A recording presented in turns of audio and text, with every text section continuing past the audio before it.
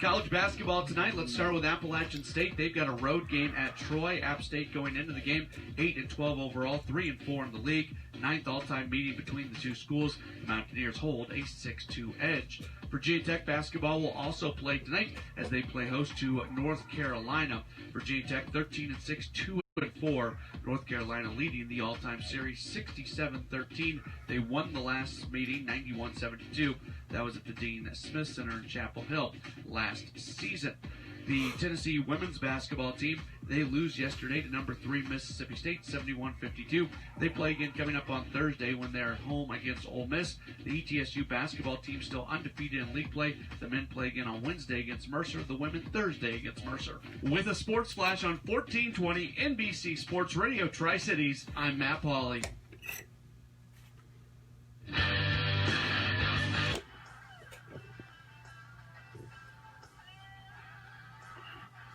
Welcome back to Tri-City Sports Now. As promised, I'm going to give you the top 25 poll in college basketball, just released. By the way, Mike Vrabel being announced right now as the new head football coach of the Tennessee Titans. My monologue to begin the show, I think Vrabel is fine coaching timber. I just don't know if, about the Titans organization. Firing playoff coach for untested coach for 4-12 defensive coordinator. Really? And you said that, really the reason why is he's going to bring in a former Chip Kelly, assistant to be the offensive coordinator.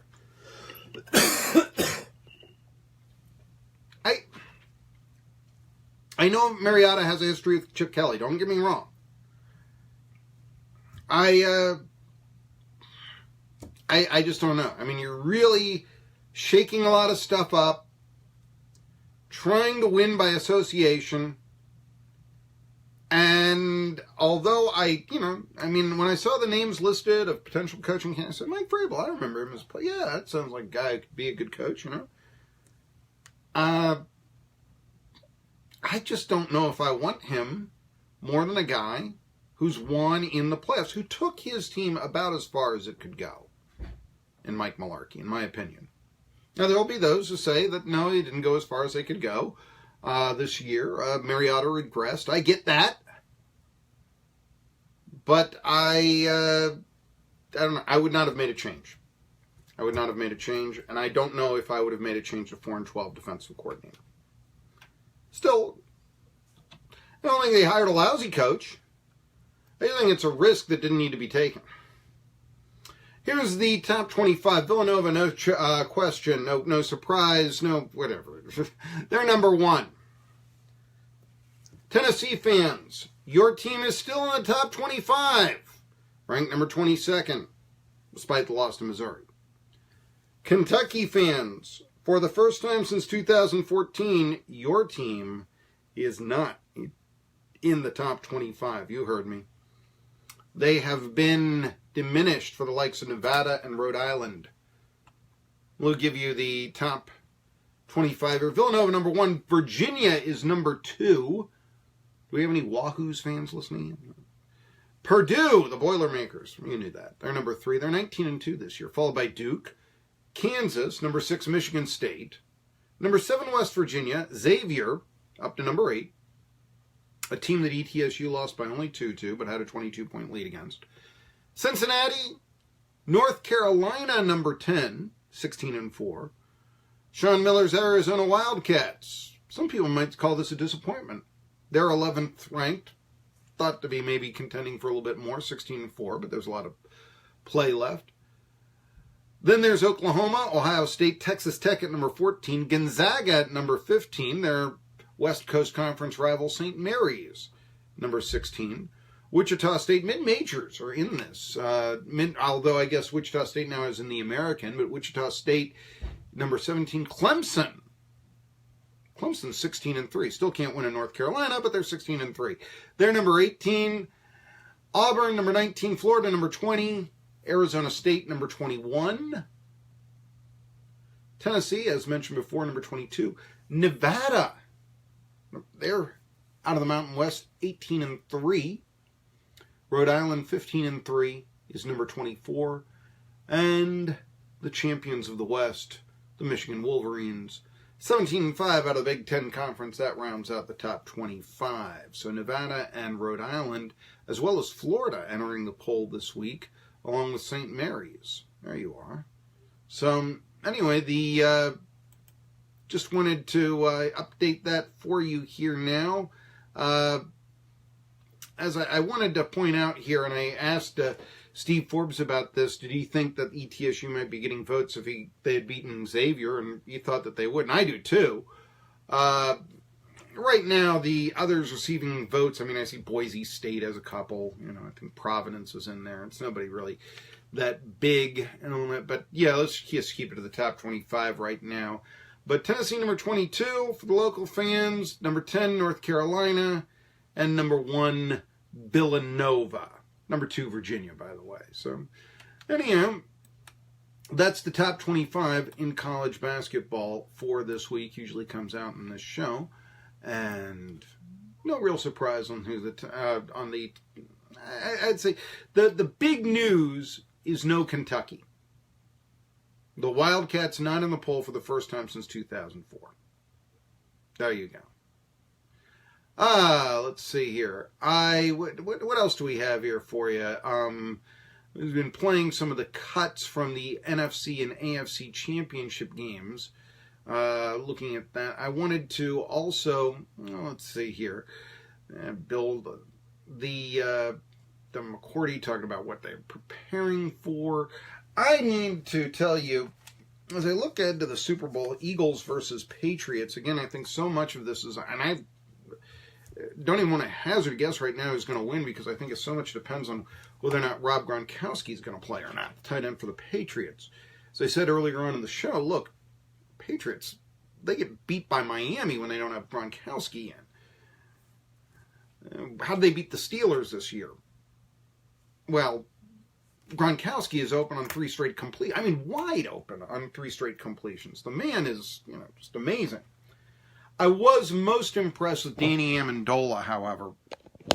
The former Rams receiver. And really, and I haven't really, there was some talk about who is going to be on the staff of the Titans. And Amendola, if you don't remember, he replaced Wes Welker in the Patriots lineup. He was basically the possession receiver, the go-to wide receiver for Brady.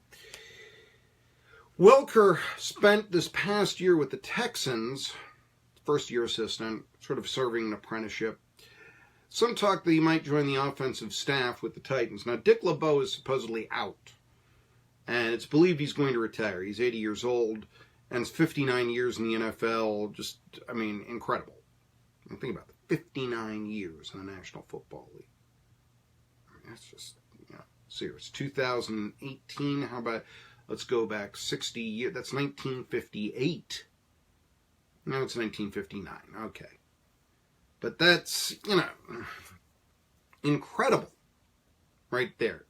1959, the Baltimore Colts beat the Giants in the NFL championship game. This is the year after the greatest game ever played. This is, that's quite some time ago. And he was there for all of it. Anyway, I just wanted to point out that that's a sad thing. And I guess that's one of the things that I look at in this Malarkey firing and Vrabel hiring. I do understand, a lot of people say, well, how good can an 80-year-old defensive coordinator be? I'm going to put my faith in Dick LeBeau. I got to tell you. And I look at what LeBeau, what the Titans have done with him and compared to without him, they were certainly improved. So, say what you will. There was some talk initially when Vrabel was announced, saw some early scuttle, but could he keep Vrabel? Or could Vrabel keep LeBeau? And I thought that it might be a possibility because, if I recall correctly, LeBeau actually was the defensive coordinator of the Steelers when Mike Vrabel broke in with the Steelers. I thought there might be a bond there, but evidently not. So, you had a circumstance now where, who's going to make up the staff? We know that one of the reasons why the coach Vrabel is brought in is so that he can bring in Day, who is the Chip Kelly disciple, Ryan Day from Ohio State, work with Mariota. That sounds like a good thing, don't get me wrong. But again, it's association. I don't like firing coach who had improved the team so much. I just don't. And I did not see a real reason. I know that Mariota slumped.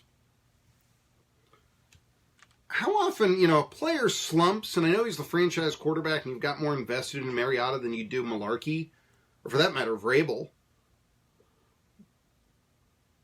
But how often do you really fire the coach, not because the team loses, but because the player's statistics were bad? Think about that. And that's what they did to Malarkey. I just don't see that that's a good organization. I'm sorry. I do not like that. And I'm repeating myself. I think that Vrabel is a decent coaching timber. I think he inherits a good roster. This whole thing, the way it went down, and I mentioned this on Marky's monologue, if you're tuning in late, the way it all went down, it just speaks to me poor organization. And when it's poor organization, there's sort of a limit as to what you can do into, how far you can win. The Titans can make the Super Bowl. They did it once before. Guess they're a yard away from, tying a game up. That was a long time ago. Not quite Dick LeBeau had a rookie year long ago, but you get the idea. Anyhow. Tri-City Sports now, let's go. I guess we should also give props to the Lady Bucks, who are now 5-0 after defeating the Wofford Terriers over the weekend. They went down to Spartanburg and defeated Wofford by the score of 61-58. They are now undefeated in the conference, and so neither the men or women's basketball teams in Johnson City have lost a basketball game. What do you think about that? All right. I want to get to here some things. If you would like to join me on the show, phone number to reach me is 423-743-6124. It's 423-743-6124. Of course, you can always do the Facebook thing. You can always text. You can always, when you're watching on Facebook Live, write a little text. I get that sometimes. Hi, Marky, this sort of thing. However, if you want to join me, we've got this to our callers, John McEnroe. But seriously, give this away to a lucky caller. And just for going in and talking legitimate sports with me on 1420 NBC Sports Radio Tri-Cities. The phone number again, 423-743-6124. One of the reasons, by the way, the Vols were able to stay ranked, and I guess that they fell one spot from 21 to 22, but was their impressive victory on Saturday night against the South Carolina Gamecocks. Of course, Final Four team last year, probably not same caliber, but a 70-68 victory against the Gamecocks. People coming off the bench in that game scoring 39 points. Well, the Gamecocks, they're 3-4 in the conference SEC, but they are 12-7 overall. They're not slouches. But still going down to Columbia and winning that game, hitting almost 50% of three-pointers on 11 shots. That was a nice victory, especially coming off the loss to Missouri. And so this is the first time in 7 years that the Vols have been ranked. That's first season. It's not, they were ranked last week. So, they've been ranked for 7 straight weeks. Last time, 2010. Bruce Pearl, Steve Forbes, those guys. So Barnes is doing something pretty decent there. Tri-City Sports Now. When we come back, a little bit more about the NFC Championship games. And remember, your phone calls. The phone number is 423-743-6124. I'm Marky Billson. Happy Hour Tri-City Liquor in Irwin. Always stocking your favorites. And